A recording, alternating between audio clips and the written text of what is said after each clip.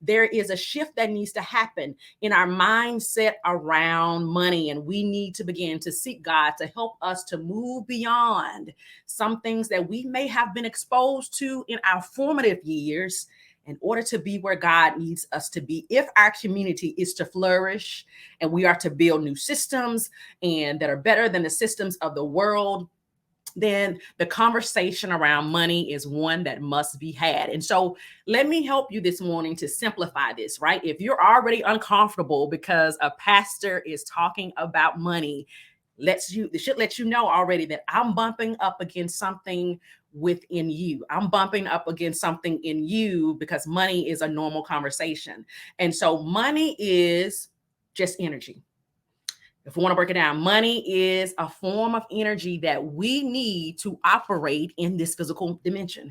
It's a form of energy that we need to operate in this physical dimension. And when you hear people say, well, don't worry about money, don't think about money, most of the times those people are those who have money in the bank, that they have all of their needs met. And so it is nothing wrong with having money.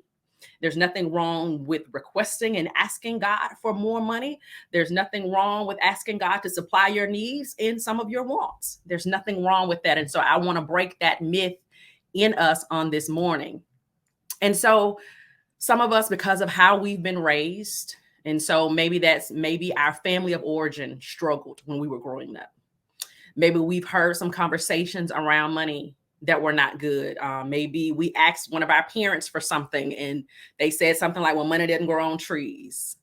Maybe there's something that we missed in our childhood or we feel like we missed because we were always seen to be lacking in the household. Or maybe you've had a bad experience with money. Sometimes if you go through a foreclosure or you go through some type of bankruptcy, those type of things happen, right, to free you up. But that's an energetic thing that happens that has to be work through, not only just to clear your credit report, but to clear that energy from you. Or maybe you were in a relationship with somebody who mishandled money. And so all of these things can be, if we think about healing, right? All of these things that we say can be stains or shadows on our soul. Some of us have shadows on our soul as it relates to money, right? You can kind of have a trauma around money and the right use of money. And so I want us to say that we have to we can no longer shy away from these discussions because we have to have the discussion in order for us to move forward. And so we will never change our mindset around money by simply ignoring money conversations, ignoring debt. We will never change it. And if we ignore applying spiritual principles around abundance. Again, if our communities are to thrive, money can no longer be the elephant in the room in our homes and in our churches. And it is about more than tithes and offering, but it is about, do you feel worthy to receive? What do you feel about the sufficiency of God?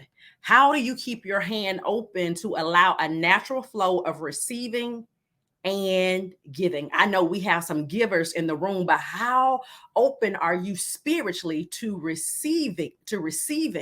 Because that's a part of the natural flow of abundance, being able to receive, but also leaving your hands open so that you may also